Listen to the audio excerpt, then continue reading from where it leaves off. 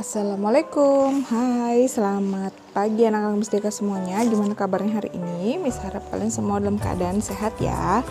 Nah, hari ini Mustika akan mengajarkan bahasa Indonesia ya nak ya. Nah, sebelum kita masuk ke pelajaran, alangkah baiknya kita berdoa menurut agama dan kepercayaan masing-masing. Miss pandu ya, berdoa dimulai. Berdoa selesai. Nah, hari ini kita kembali daring ya nak ya. Setelah kemarin sempat 2 minggu masuk ya, kita kembali daring lagi karena peraturan dari pemerintah. Jadi nggak apa-apa, Miss Deka tetap masih kasih pelajaran seperti biasanya ya. Nah, hari ini di pelajaran bahasa Indonesia ini kita di bab baru ya nak ya. Setelah kemarin kita sudah ulangan ya, sudah Miss input juga nilai-nilai kalian ya, yang merasanya nilainya kurang dari 75, jadi mohon perbaiki ya nak ya. Oke, kita ada di bab 7 yaitu tentang tema 7 juga benda kesayangan ya, dimana kita akan bahas tentang apa yang akan kita capai di bab 7 ini, yaitu di KD 3.7 menguraikan konsep-konsep yang saling berkaitan pada teks non-fiksi ya. Nah, tujuannya juga hari ini Miss harap kalian dapat menguraikan konsep-konsep yang saling berkaitan pada teks non-fiksi ya. Silahkan buka buku kalian halaman 99. Nah, di halaman 99 itu ada bagian A menguraikan konsep-konsep yang saling berkaitan pada paragraf, dan juga bagian B menguraikan konsep-konsep pada teks non-fiksi lebih dari satu paragraf ya. Jadi di penjelasan Miss Deka hari ini Miss Deka akan menjelaskan dua ya, poin A dan poin B. Jadi silahkan dibuka bukunya ya. Boleh juga kalian baca dulu halaman 98 ya. Kalian bisa cari informasi yang kalian dapatkan dari teks tersebut, baru nanti disimak video dari Miss Deka ya. Oke, di halaman 99 kita akan bahas bagian A menguraikan konsep-konsep yang saling berkaitan pada paragraf. Nah, kamu tentu sudah belajar ya cara menggali informasi atau mendapatkan informasi dari sebuah teks ya, mau itu teks non-fiksi maupun teks fiksi gitu ya. Nah, dari teks non-fiksi juga kita sudah pernah pelajari ya, di kelas sebelumnya juga pernah gitu ya. Konsep-konsep yang saling berkaitan pada teks non-fiksi dapat diketahui setelah kita menggali informasi atau mencari informasi ya dalam teks tersebut. Nah, masih ingat gak ciri-ciri dari teks non-fiksi? Nah, kalau masih ingat ya syukur, kalau nggak ingat ya nanti coba kalian ingat-ingat lagi dan cari kembali ciri-ciri dari teks non-fiksi. Nah, menggali informasi teks non-fiksi ini dapat dilakukan dengan cara apa?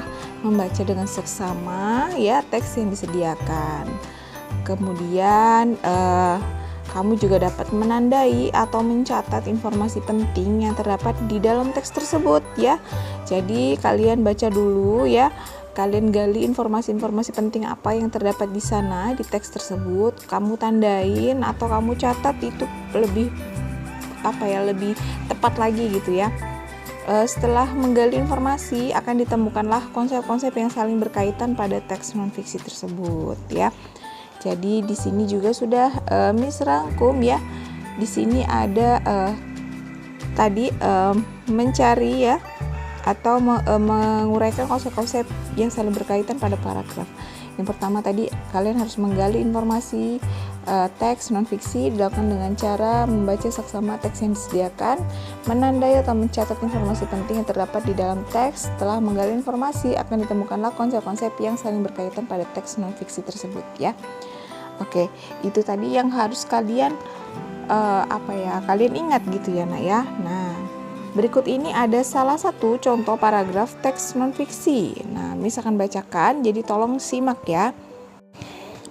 Permainan egrang. Permainan egrang merupakan salah satu permainan tradisional di Indonesia. Egrang terbuat dari bambu yang dipotong sama panjang dan diberikan pijakan pada ketinggian tertentu.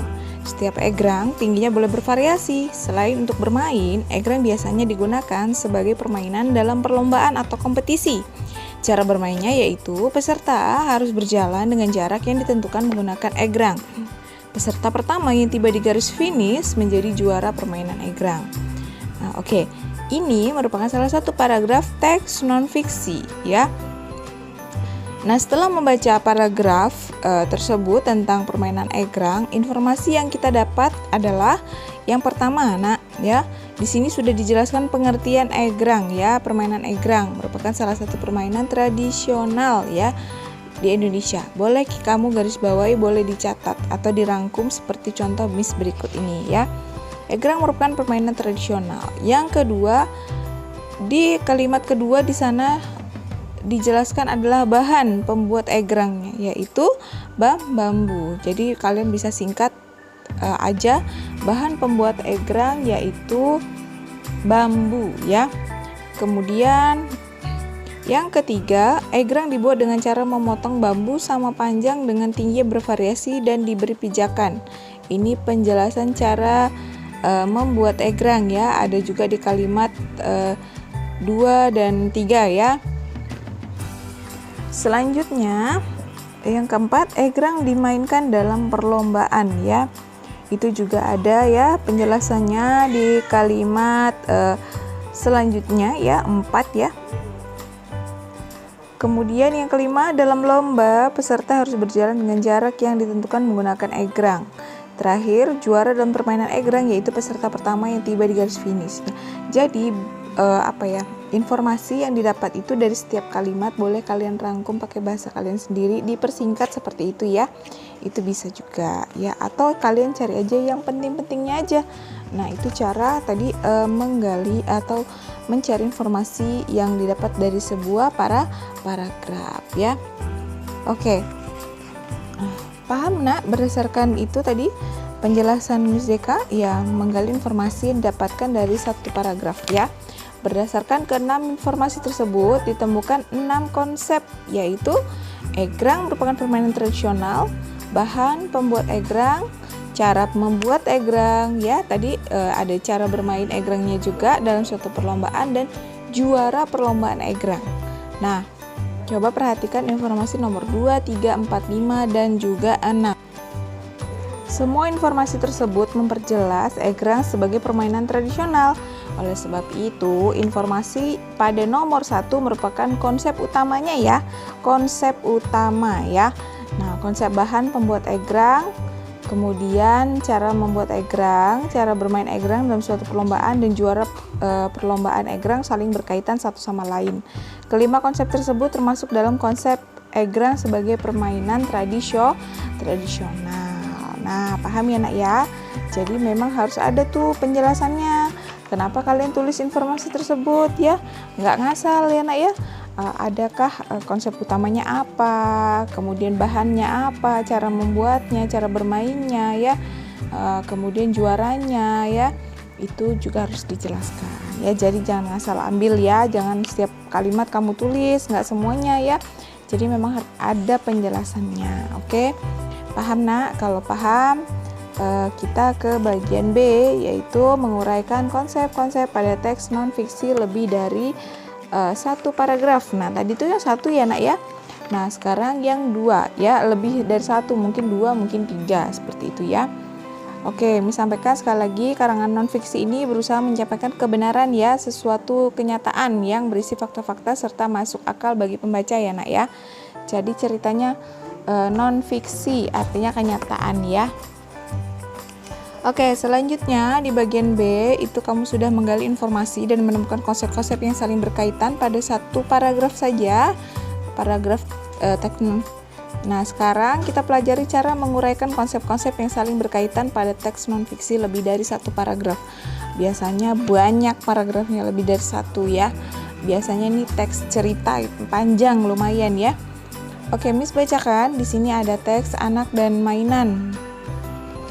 Manfaat memiliki mainan bagi seorang anak yaitu dapat membantu anak untuk mempelajari banyak hal positif.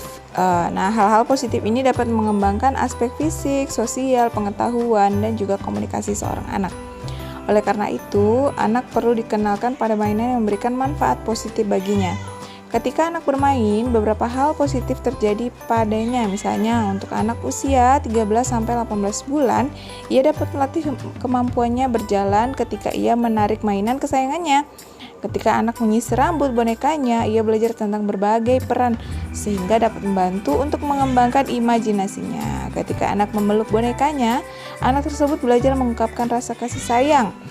Selain itu, ada juga kegiatan yang dapat membantu untuk mengembangkan imajinasi anak. Kegiatan tersebut dapat menciptakan sesuatu yang baru dan berbeda dari mainannya.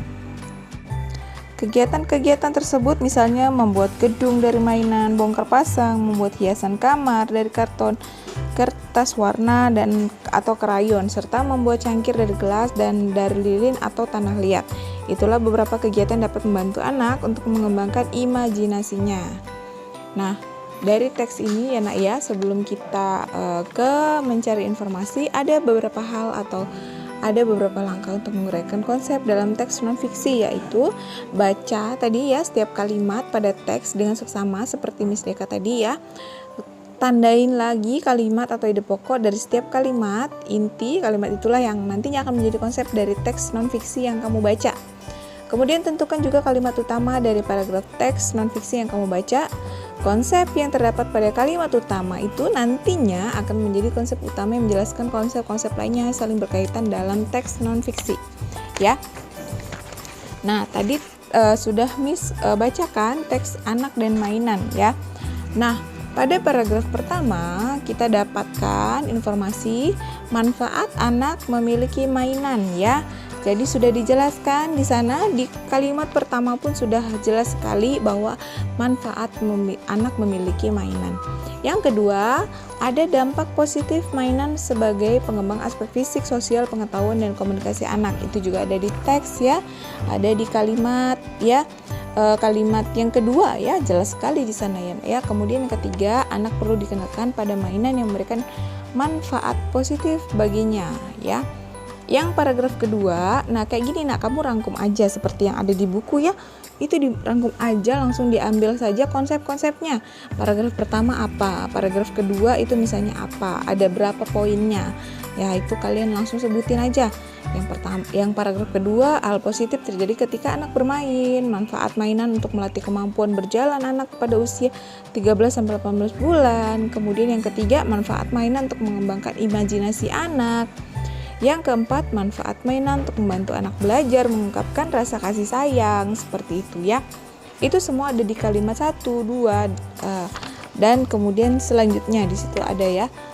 Nah, kemudian di paragraf ketiga juga sama caranya ya, kalian cari aja poin-poinnya ya. Di paragraf ketiga itu ada mengembangkan imajinasi anak melalui kegiatan menciptakan sesuatu yang baru dan berbeda dari mainannya ya. Itu ada di kalimat pertama juga ya. Kemudian yang kedua ada contoh dari kegiatan mengembangkan imajinasi anak. Gak perlu kamu sebutin semua, kamu rangkum aja langsung contohnya. Contoh seperti itu tuh bisa ya. Nah, berdasarkan ketiga paragraf pada teks non-fiksi berjudul anak dan mainan, tadi ditemukan juga 9 konsep yang mendukung tema manfaat mainan bagi anak. Pada paragraf pertama ya, itu konsep nomor 2 dan 3 mendukung konsep nomor 1 ya. Jadi saling berkaitan. Pada paragraf kedua juga konsep nomor 2 dan 3 dan 4 mendukung konsep nomor 1. Pada paragraf ketiga konsep nomor 2 mendukung juga konsep nomor 1. Jadi memang saling berkaitan ya nak ya. Konsep-konsep itu saling mendukung satu sama lain ya. Jadi diingat, nggak perlu sama persis kalimatnya, boleh kamu ringkas saja sedemikian rupa biar nggak terlalu panjang apa yang kamu dapatkan, informasi yang kamu dapatkan dari teks tersebut. Oke? Nah, sekian penjelasan dari Miss Deka ya nak ya, semoga bermanfaat dan menambah pengetahuan. Untuk tugas nanti sudah ada di kemarin yang sudah Miss kirim ya nak ya. Itu nanti ada kuis-kuis, itu kamu tulis aja di buku terus kamu kerjain ya soal-soalnya ya. Nanti baru dikirim ke link yang sudah Miss Deka siapkan di kemarin ya, kayak lembar yang kegiatan selama seminggu ini ya. Di sana sudah ada linknya. Oke, terima kasih sudah menonton video dari Miss Deka. Sampai jumpa. Bye bye.